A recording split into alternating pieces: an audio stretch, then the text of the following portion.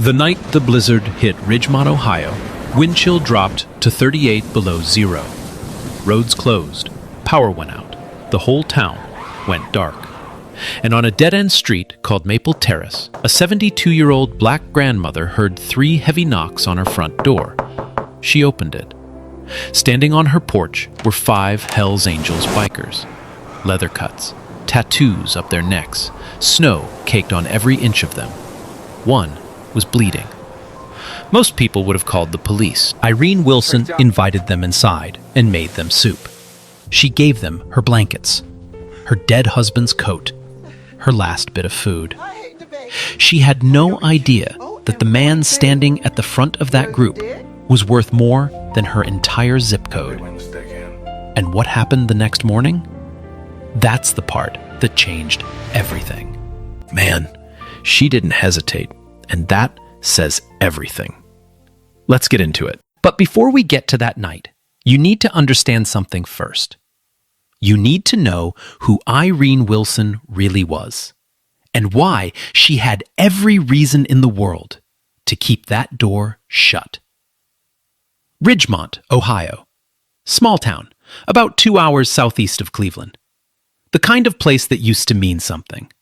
Back in the 70s and 80s, Ridgemont was a steel town. Good jobs, full churches, families on every porch in the summer. You could raise kids there and feel proud about it. But then the plant closed. And then another one closed.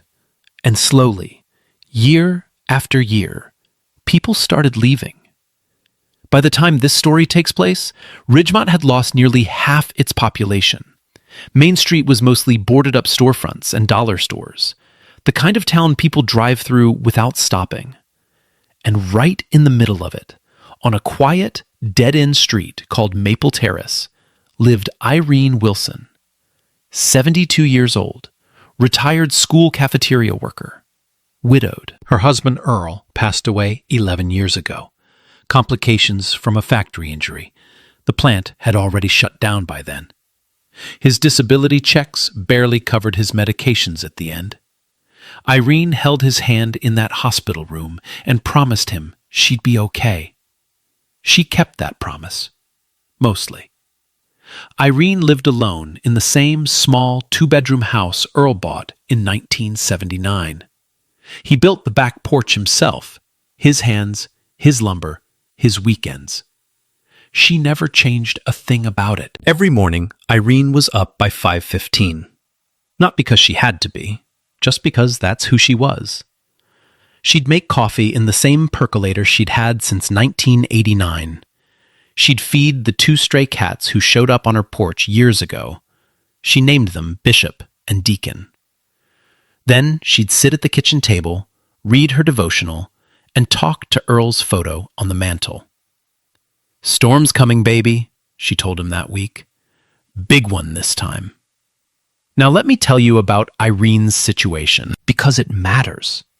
She lived on a Social Security check, $1,143 a month. That's it.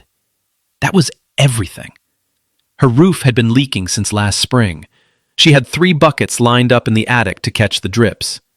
Every time it rained, she emptied them and put them back. She owed $2,200 on a medical bill from a fall last October. Slipped on the front steps. Bruised her hip bad. Went to the ER because she couldn't stand up. The bill came 3 weeks later, and she put it in a drawer because looking at it made her chest tight. Her furnace broke in November. The repair estimate was more than she could afford. So she heated the house with a kerosene space heater and the oven. Door cracked open, low heat running all night. She wore 2 sweaters and a quilt to bed most nights. She taped plastic sheeting over every window to keep the drafts out. The tape was peeling in the kitchen. She kept pressing it back down. But here's what you need to understand about Irene. She never complained. Not once. Not to her neighbor Patrice, not to the Fletcher family down the street, not to anyone. It wasn't denial. It was something deeper than that.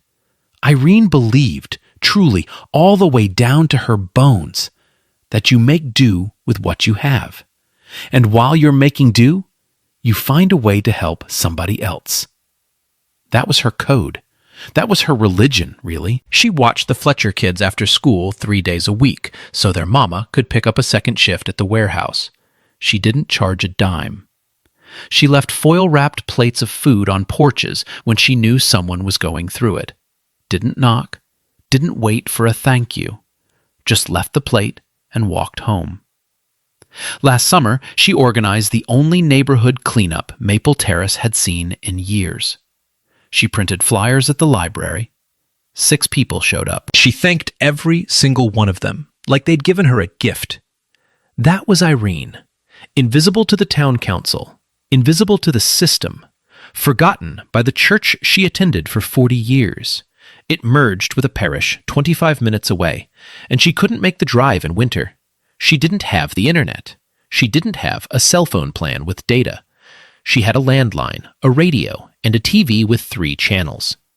But she had something most people don't. She had a kind of grace that doesn't ask for anything back. She told the Fletcher kids once, while they were eating peanut butter sandwiches at her table, "You don't have to have a lot to give a lot." She meant every word. Now, the afternoon of February 14th. The sky went dark at 3 in the afternoon. Snow started falling by 4. Heavy. Fast. The radio said the interstate was closing. Blizzard warning through the night. Wind chill dropping below -20. Irene moved through the house with quiet purpose. She filled every pot and pan with water, just in case the pipes froze. She checked the kerosene. She stacked extra blankets on the couch. And then she did something small, something she couldn't explain later. She walked to the hallway closet, pulled out Earl's old hunting coat, brown canvas, wool-lined, still smelled like him after all these years. She laid it across the arm of the couch. "Just in case somebody needs it," she whispered. She didn't know why she said it. She would understand by morning. Now, here's where the night takes a turn nobody, especially Irene, could have predicted. By 7 o'clock, Ridgemont was buried. Snow came down so thick you couldn't see the house across the street. Wind was screaming through the power lines, trees cracking under the weight of ice. Then the power went out. The whole east side of town went dark, just like that. No streetlights, no porch lights, nothing. Irene's block went silent. She lit 2 candles, set one in the kitchen window, set one on the mantel next to Earl's photo. Turned the kerosene heater up as high as it would go. The temperature outside was 22 below zero, wind chill pushing it even further down, the kind of cold that hurts your lungs when you breathe. Irene pulled her quilt tighter around her shoulders and sat in the recliner. The house creaked and groaned against the wind like it was trying to hold itself together. She was alone, and it was going to be a long night. But 5 miles north of Ridgemont, on Highway 44, 5 men were fighting for their lives. They were Hell's Angels, a chapter from upstate New York. 5 riders on 5 Harleys, heading south for a memorial ride. They were honoring a fallen brother, a man who'd ridden with them for over 20 years, died of cancer last spring. Every year since, they made this ride. Same route, same weekend. It was sacred to them. The leader of the group was a big man, 56 years old, silver beard, broad shoulders, wrap-around glasses, hands like catcher's mitts. His name was Garrett. Riding behind him were Colton, Danny, and 2 others. 5 men, 5 machines, miles of empty highway. The storm came in faster than anyone expected. The forecast said snow after midnight, but by 6:30, visibility was already down to nothing. The road turned into a sheet of black ice. Garrett's bike went down first. The front tire caught a patch of ice, and the Harley slid sideways, 800 pounds of metal skidding across frozen asphalt. He went down hard, rolled twice, got up slow. The others stopped. 2 of the bikes wouldn't restart in the cold. Engines flooded, batteries drained. Colton, the youngest in the group, mid-20s, caught road rash through his jacket. A deep gash ran from his elbow to his wrist, blood soaking through the leather. His arm was going numb. They were stranded. No cell signal. Towers were down from the ice. The GPS showed one town nearby, Ridgemont, 4.8 miles south. Garrett made the call. We walk, push what we can, leave the rest. They buried 3 bikes in snowdrifts on the shoulder, pushed 2, started south into the wind. 5 men in leather jackets and boots walking through a blizzard in the dark. Let me be real with you for a second. Hypothermia in conditions like that? It sets in fast. 30 minutes, maybe less, for exposed skin. These men were wet. Colton was bleeding. The wind was cutting straight through the leather like it wasn't even there. Every step was a fight. Garrett kept them moving. He walked at the front, kept turning around, counting heads. Nobody sits down, he told them. Nobody stops. You stop, you die. It took them almost 2 hours to reach the edge of Maple Terrace. When they got there, every house was dark, either empty or locked up tight, people hiding from the storm behind closed doors. They knocked on the first house. No answer. Knocked on the second. A curtain moved. Then nothing. One of the guys cursed. Colton was shaking so bad he could barely stand. Danny's feet were going white. They were running out of time. Then Garrett saw it. At the end of the block, one small flickering light. A candle in a window. The only light on the entire street. Irene's house. He walked up the porch steps. His boots were caked in 2 inches of ice. Every joint in his body was screaming. He knocked. 3 heavy knocks. The screen door rattled. Inside, Irene heard it. She froze, set down her coffee cup, looked at the door, looked at Earl's photo. She picked up the flashlight from the kitchen counter, walked slowly to the front door, put her hand on the knob, took a breath, opened it. And what she saw, 5 enormous men, leather vests, Hell's Angels patches on their backs, beards, tattoos, snow crusted on every surface of their bodies. One of them was bleeding through his sleeve. 5 white bikers on a black grandmother's porch in the middle of the night. Everything in Irene's life, every story she'd heard, every warning, every reason the world had given her to be afraid, it all stood right there in front of her. Garrett looked at her. His voice was hoarse, barely above a whisper. "Ma'am, I'm real sorry to bother you. We got caught out in the storm. One of my guys is hurt. We just need to get out of the cold." The wind howled behind them. Silence. Irene looked at his face, then at the bleeding young man behind him, then back at Garrett. She opened the door wider. "Well, get in here before you freeze to death, all of you." What happened inside that house over the next 5 hours? That's where this story really begins. 5 men filed through Irene's front door one by one. They filled her small living room completely, shoulders touching walls, heads nearly brushing the ceiling. Snow melted off their boots onto the linoleum. Water pooled around their feet. The whole room smelled like wet leather and frozen road. Irene didn't flinch, not once. She looked at them the way a woman looks at a problem she's already decided to solve. "Sit down wherever you can," she said, "and somebody get that boy to my kitchen table." Colton, the young one with the gash on his arm, was guided to a chair by Danny. His face was pale. His lips had a blue tint. The cut on his forearm was ugly, deep, still bleeding through the torn leather of his jacket. Irene went straight to the bathroom, came back with Earl's old first aid kit from under the sink, a white metal box with a red cross on the front. She'd kept it stocked for 11 years, just in case. She sat down across from Colton, took his arm gently, rolled back the sleeve. He winced. "Hold still, baby," she said. "I've patched up worse." She cleaned the wound with peroxide. Steady hands. No hesitation. The boy hissed through his teeth. She didn't rush. She didn't apologize. She just worked.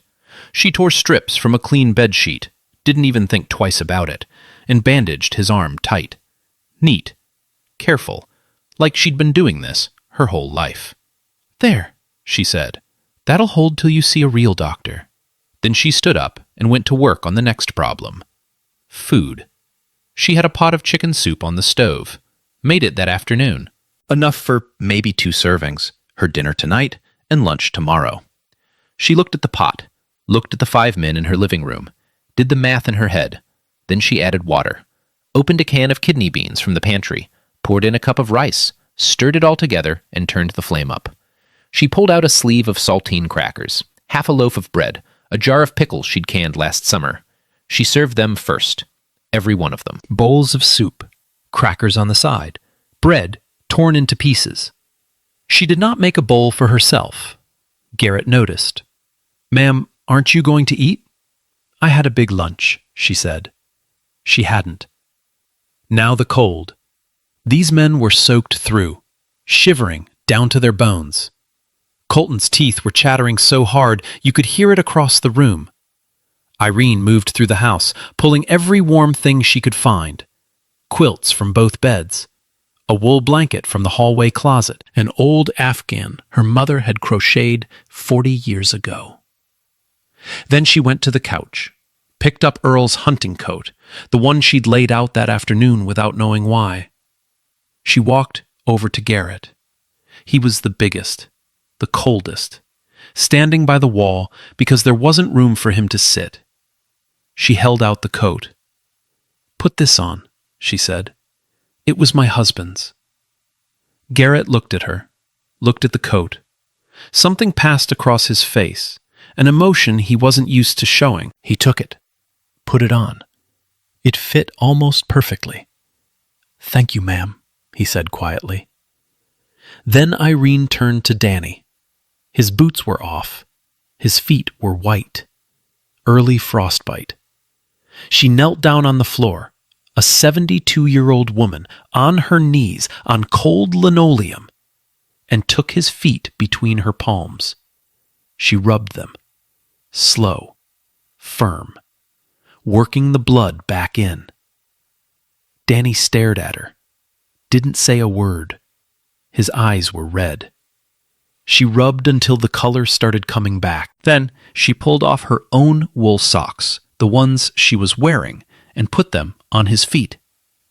"Those are my good socks," she said. "Don't you go running off with them." Danny laughed. It was the first time any of them had laughed in hours. Now, while all this was happening, Garrett was watching. He didn't say much. He just watched.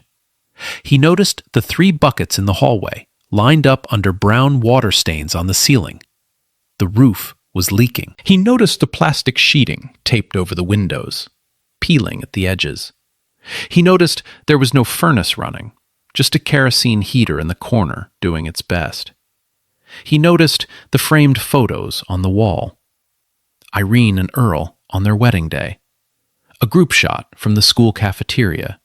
Irene in a hairnet, smiling, surrounded by kids. And he noticed something on the floor, under the kitchen table. A magazine, old, dog-eared, being used to prop up a wobbly table leg. He couldn't read the cover from where he was sitting, but the corner of a face was visible, a headline in bold letters. He didn't think about it, not yet. Irene hung the men's vests near the kerosene heater to dry. As she draped Garrett's vest over a chair, she noticed the back, the big patch, the Hells Angels' death head. She knew what that was. Everybody did. But below it, there was a smaller patch, harder to see. A letter, looked like a T, inside some kind of gear shape. Then he saw the name, Colleen Dwyer, the veteran labor nurse he had hired 8 months ago, the one staff member present for every consultation, every scan, every argument. Her voice was low, urgent, barely a whisper, the voice of someone about to cross a line who had decided to cross it anyway. Mr. Bellamy, that woman who came to the gate this morning, I heard every word she said to Dr. Caldwell. She described your wife's condition with more precision than anyone on this team. A silence settled over the room. Not awkward, just honest. Garrett looked at her and nodded. Something connected between them in that moment. Two people who understood what it meant to keep going after you've lost someone who made the world make sense. Danny showed her a photo on his phone. His daughter, 5 years old, blonde curls, missing a front tooth. Colton talked about his mom, lived alone in Pennsylvania. He called her every Sunday. Irene listened to every word like it mattered, because to her, it did. That's who she was. The kind of person who made you feel like what you said was important. By 1 a.m, the men were asleep, stretched out on her floor, her couch, her recliner. 5 massive men crammed into a tiny living room, wrapped in quilts and afghans. Irene didn't sleep. She sat at the kitchen table, kept the kerosene heater going, watched the candle, listened to the wind, made sure the house stayed warm. She kept watch over 5 strangers like they were her own family. At 3 a.m, she stood up, quietly, went to the kitchen. She took the last of her flour, the last of her sugar, a little bit of buttermilk, and she made biscuits, homemade, from scratch, on the gas stove at 3 a.m. in the middle of a blizzard. She set them on a plate, covered them with a clean towel, put them on the counter for morning. Then she sat back down and waited for the sun. Okay, wait. Hold on. I need to pause right here. This woman gave away everything she had. Her food, her blankets, her husband's coat. And she's baking biscuits at 3 a.m. for strangers? Bro, if that was me, I don't know if I could do that. Real talk. When the sun came up, the storm was over. But what Garrett did next, that's when Irene realized this was no ordinary group of bikers. Morning light came through the plastic-covered windows. Soft. Golden. The wind had stopped. 2 feet of snow on the ground, but the sky was clear for the first time in 14 hours. The men woke up one by one. Stiff. Sore. Blinking in the light. And then they smelled it. Coffee. Irene's last can of Folgers and biscuits. Warm, golden, sitting on a plate with strawberry preserve she'd canned last summer. 5 massive bikers crammed around a kitchen table built for 2. Elbows bumping, knees against the wall, eating biscuits with homemade jam like it was the best meal of their lives. Because right then, it was. Colton ate 3. Danny closed his eyes on the first bite. One of the other guys just shook his head and whispered, "Man." Irene stood by the stove, watching them eat, sipping her coffee, a small smile on her face. This was her gift, not the food itself, but knowing she'd kept them alive through the night. When they finished, Garrett pushed back from the table. He reached into his vest, dry now from hanging near the heater, pulled out a thick fold of cash, hundreds, at least $1,500. He set it on the table. "Ma'am, this is for everything you did last night. Please take it." Irene looked at the money, didn't touch it. She pushed it back across the table, slow, steady, no hesitation. "Put that away," she said, firm, not angry, just clear. "I didn't help you for money. I helped you because you needed help. That's the beginning and the end of it." The room went quiet. Garrett stared at her. His eyes got wet. Just for a second.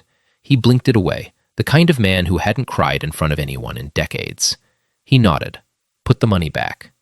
Then he did something none of his men expected. He pulled out a small notebook from his inside pocket. Not a napkin, A leather-bound notebook. Dark brown, gold-edged pages. The kind of thing you'd see in a boardroom, not on a biker. "Can I have your name, ma'am?" "Irene Wilson." He wrote it down. Careful, deliberate. Asked for her address. Irene laughed. "Honey, you don't owe me a thing." "Just in case I want to send a thank you," he said. She gave it to him. He wrote it down. Closed the notebook. Slipped it back in his jacket. Before they left, the men did something that surprised her. They helped. 2 of them cleared the snow off her porch steps. Garrett salted the walkway with rock salt from a bag by the house. Danny noticed the broken hinge on her screen door, sticking for months, and fixed it with a multi-tool from his pocket. Didn't ask, just did it. Colton was the last one out. He stopped, turned around, squeezed Irene's hand, his bandaged arm still wrapped in her bedsheet strips. "You remind me of my grandma," he said, voice cracking. Irene patted his arm. "You call your mama when you get home. You hear me?" He nodded. Couldn't speak. Walked out. She stood in the doorway and watched them go. 5 figures in black leather walking through white snow, getting smaller until the road curved and they disappeared. Irene went back inside, closed the door, sat at the kitchen table, finished her coffee. Alone. For about 2 weeks, nothing happened, and Irene figured that was the end of the story. She was wrong. Life went back to normal. The pipes survived. The roof still leaked. The buckets went back in the attic. Same routine. Same quiet days. Irene told the Fletcher kids about the bikers over after-school snacks. Their eyes went wide. She laughed about it. 5 big old boys sleeping on my floor, she said. Earl would have had a fit. The kids asked if she was scared.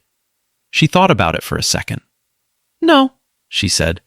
They were just cold. That was that. A good story for the kitchen table. Nothing more. Then, strange things started happening. First, a delivery from the hardware store downtown. 2 kerosene heater refills, dropped off right on her porch. Already paid for. Irene didn't order them. She called the store. The clerk said someone phoned it in. Paid with a credit card over the phone. Wouldn't leave a name. Must be a mistake, Irene said. No, ma'am, the clerk said. They gave your exact address. She let it go. Figured maybe it was someone from church being generous. Then, a week later, a truck pulled up on Maple Terrace. White truck, logo on the side. A roofing company. 2-man crew. They knocked on Irene's door and told her they'd been contracted to do a courtesy inspection on her roof. Irene stood in the doorway with her arms crossed. Contracted by who? The foreman checked his paperwork, flipped a page, ran his finger along a line. Client is listed as Trident Holdings. Irene frowned. Never heard of them. That's all I got, ma'am. They just want us to take a look. No charge to you. She was suspicious, but the roof was leaking. Had been for months, so she let them up. They took photos, measured, made notes, thanked her, and left. That evening, Irene mentioned it to her neighbor Patrice over the fence. Trident Holdings, Patrice said. That sounds like one of those big investment companies. Irene waved it off. Probably some kind of scam. But something nagged at her that night. She went to the kitchen, looked at the wobbly table, bent down, and pulled out the old magazine she'd been using to prop up the leg. She held it up, looked at the cover for the first time in months. America's Most Unconventional CEOs. A row of small photos along the bottom, faces she didn't recognize, names she'd never heard. She stared at it for a moment. Something flickered at the edge of her mind, something she couldn't quite reach. Then she shook her head, put the magazine back under the table leg, and went to bed. And then, one morning, 3 weeks after the blizzard, a black SUV pulled up on Maple Terrace, and everything Irene thought she knew about that night changed. It was a Tuesday, just after 10 in the morning. Irene was washing dishes at the kitchen sink when she heard it. An engine, low and heavy. Not the kind of car you heard on this street. She looked out the window. A black Cadillac Escalade with tinted windows was parked in front of her house. Brand new, chrome wheels, still shining like it just rolled off a lot. Neighbors noticed. Patrice came to her front porch. The woman across the street pulled back her curtain. A car like that on Maple Terrace meant something, and it was never good news. Two men in dark suits stepped out of the back seat. They stood by the car, hands folded, sunglasses, like the Secret Service. Then the front passenger door opened, and a man stepped out. Tall, broad shoulders, clean-shaven, silver hair cut short, wearing a tailored charcoal overcoat and polished shoes. Irene didn't recognize him, not at first. He looked like he'd just walked off the cover of a business magazine. And in a way, he had. He walked up her porch steps, same steps he'd climbed 3 weeks ago, caked in ice, half frozen to death. This time, his shoes were dry. His back was straight. His face was calm. He knocked. 2 knocks. Gentle this time. Irene opened the door, looked at him, looked at the Escalade, looked at the suits standing by the car. Then she looked back at his face. Something clicked. The eyes. She recognized the eyes. "Well, I'll be," she said slowly. "The biker." Garrett smiled. "Yes, ma'am."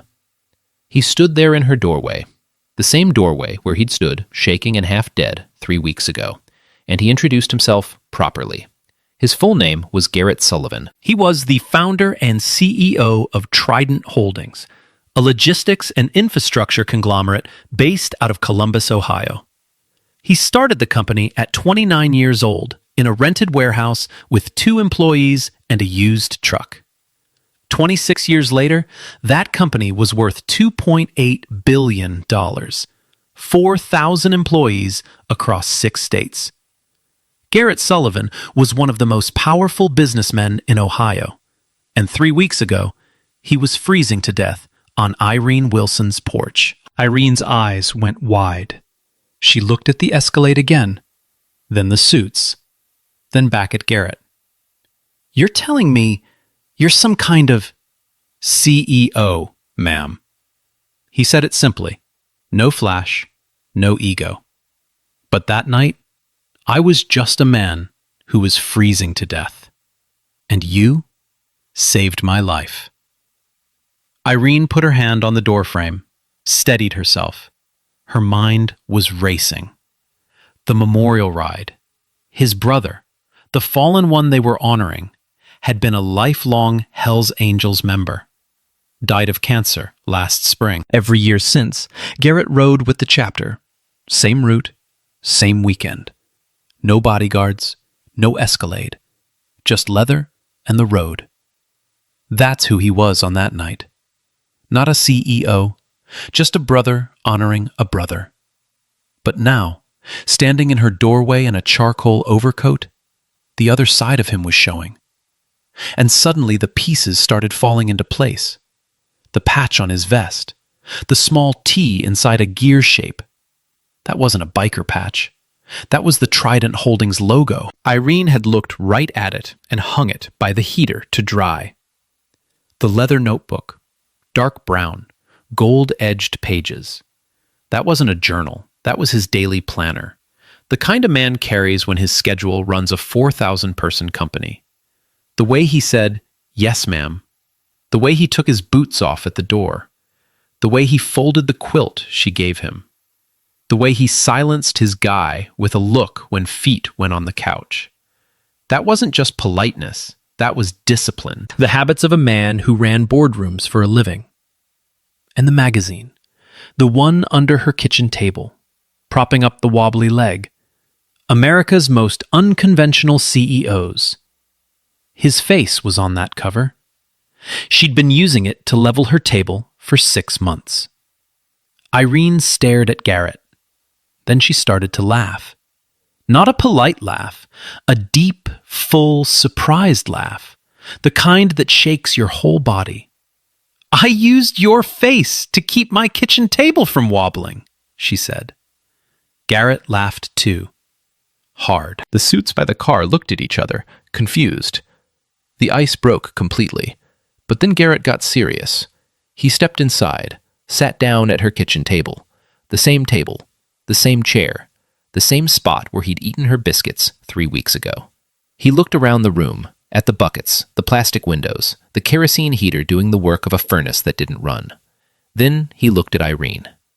"Ms. Wilson," he said, "I've sat in boardrooms with people who had every advantage in the world. Money, power, resources, and most of them wouldn't have opened that door." He paused. "You had every reason not to, every single one. And you didn't just open it. You gave us everything you had." His voice was steady, but his eyes weren't. "I've been thinking about that night every single day since." He leaned forward. "I want to do something, not as a payment, because you made it very clear how you feel about that." Irene almost smiled. "As an investment," he said, "in you, and in this neighborhood." The room was quiet. The heater hummed. The candle on the mantel, still there from that night, flickered once. Irene looked at Earl's photo, then back at Garrett. She didn't say yes. She didn't say no. She said, "I'm listening." What Garrett offered Irene that morning wasn't just generous. It was the kind of thing that changes a whole community's story. He reached into his coat and pulled out a folder, set it on the kitchen table between them. Didn't open it yet. "I'm going to walk you through this one piece at a time," he said. "And I need you to hear the whole thing before you say a word. Can you do that for me?" Irene folded her hands in her lap, nodded once. Garrett opened the folder. First, this house. He looked around the room. The water stains on the ceiling, the plastic on the windows, the buckets in the hallway. Trident Holdings is going to renovate your home, top to bottom. New roof, new furnace, updated electrical, plumbing, insulation. Every window was replaced. Irene opened her mouth. Garrett held up a hand. "I'm not finished." He looked at her carefully. "We're not tearing anything down. Earl built that back porch. We're not touching it. We're fixing everything around it." Irene's eyes filled. She pressed her lips together, didn't speak, but her chin trembled just slightly. Garrett turned to the second page. "Now, I noticed something about you that night, Miss Wilson, and I've been thinking about it ever since." He paused. "You feed people. That's who you are. You made soup for 5 strangers out of almost nothing. You left plates on your neighbors' porches. You fed those kids after school. Feeding people. That's your thing." Irene said nothing, but her hands tightened in her lap. "2 blocks from here, there's a vacant storefront. Used to be Ridgemont Hardware. Been sitting empty for 3 years. Irene knew the building, passed it every time she walked to the corner store. Dusty windows, faded sign, weeds growing through the sidewalk cracks out front. Trident's charitable foundation is going to convert that building into a community kitchen and meal program. Full commercial kitchen, tables for 40, open 5 days a week." He looked at her. "And you're going to run it." Irene blinked. "Me?" "You. Head of operations, paid position. You'll have a staff of 5, all hired from this neighborhood. We'll cover everything. Rent, utilities, equipment, food supply for the first 3 years. After that, we transition to a sustainable model with local partnerships." Irene stared at him. Her mouth was slightly open. No words came out. Garrett turned another page. "Third, this street." He gestured toward the window, Maple Terrace. Cracked sidewalks, no streetlights on the south end. Kids playing in the road because there was nowhere else. Trident Foundation is putting up a $500,000 block grant for Maple Terrace, specifically sidewalk repair, new streetlights, and a playground, right on that empty lot at the end of the block. He let that sit for a moment. The grant will be managed by a community board, local residents making local decisions, and I'd like you to chair it. Irene's hands were shaking now. She pressed them flat against her knees. Garrett turned to the last page. "One more thing." He set down his pen. "This one was personal. She could see it in his face. Trident is establishing 2 annual college scholarships, $15,000 each, awarded to Ridgemont High School seniors who demonstrate community service. He looked at her. They'll be called the Earl and Irene Wilson Scholarships. That's when Irene broke. Not dramatically, not the way people break in movies. She didn't scream. She didn't fall out of her chair. She just went very, very still. And then the tears came. Slow, quiet, rolling down her cheeks one after another. The kind of tears that come from a place so deep you didn't even know it was there. The tears of a woman who had held everything together. Every bill, every leak, every cold night, every empty chair at the table, for 11 years. Alone, without asking anyone for anything. And someone finally saw her. The room was silent, except for the hum of the kerosene heater. Garrett didn't speak. He just sat there, gave her the space. After a long moment, Irene wiped her face with the back of her hand, took a breath, steadied herself. Then she spoke. Quiet, almost a whisper. You're telling me those kids on this street are going to have a place to play? Garrett nodded. And somebody's going to help them go to college. Yes, ma'am. Because I made soup. Garrett leaned forward. His voice was steady, but his eyes were full. Because you opened the door, Miss Wilson. Another silence, longer this time. Irene looked at Earl's photo on the mantel, looked at it for a long time, like she was telling him something, like she was asking permission. Then she looked back at Garrett. Can I name the kitchen after Earl, too? Garrett didn't hesitate. You can name it whatever you want. Irene reached across the table, small hand, his, twice the size. They shook on it. Then we've got a deal, she said. And for the first time in that conversation, Irene Wilson smiled. Really smiled. The kind of smile that changes the whole shape of a face. The kind that comes from somewhere so real it almost hurts to look at. Garrett smiled back. Outside, the sun hit the snow on Maple Terrace, and the whole street lit up white. But this story doesn't end with Irene. It ripples. 3 months after that morning at the kitchen table, construction crews showed up on Maple Terrace. Trucks, scaffolding, workers in hard hats carrying lumber up Irene's front steps. The roof came off first. The old one, patched, leaking, held together with prayers and buckets. Gone. Replaced with new shingles, new flashing, new gutters. Then the furnace, a real one, installed in the basement. For the first time in over a year, Irene turned a thermostat dial and felt warm air come through the vents. She stood over the vent in the hallway for 5 minutes. Didn't move. Just stood there with her eyes closed. New windows went in, double-paned. No more plastic sheeting. No more tape peeling off in the middle of the night. Electrical, plumbing, insulation in the walls. And the back porch, Earl's porch, stayed exactly where it was. They worked around it, just like Garrett promised. Irene sat on that porch the morning after the renovation finished, coffee in hand, no coat needed inside anymore. She looked out at the street and whispered, "We got a new roof, baby." 6 months later, the Earl and Irene Wilson Community Kitchen opened its doors. The old Ridgemont hardware storefront, dusty windows, faded sign, weeds in the cracks, was gone. In its place stood something alive. Fresh paint, warm lighting, tables for 40. A commercial kitchen with steel counters and a 6-burner stove that made Irene's eyes go wide the first time she saw it. A sign hung above the front door, hand-painted, simple. The Earl and Irene Wilson Community Kitchen. Irene was there at 6 a.m. on opening day, wearing an apron that said head chef, even though she told everyone she was just warming things up. 200 people came through that first day. Single mothers from the east side who hadn't sat down for a meal in weeks. Elderly folks who hadn't eaten with company in months. Teenagers who came in after school because it was warm and somebody actually asked how their day was. Local news showed up. Camera crew, reporter. They asked Irene how it felt. She said, "It feels like Tuesday.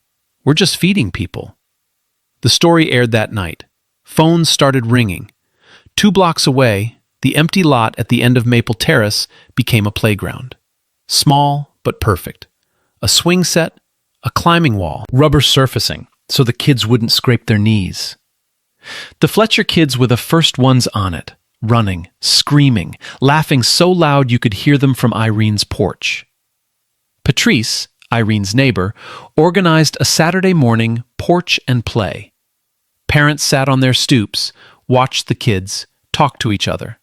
Something that hadn't happened on that block in years. New streetlights went up on the south end. Sidewalks got repaired. For the first time in a long time, Maple Terrace looked like a place where people wanted to be. Spring came. The first 2 Earl and Irene Wilson scholarships were announced at the Ridgemont High Senior Assembly.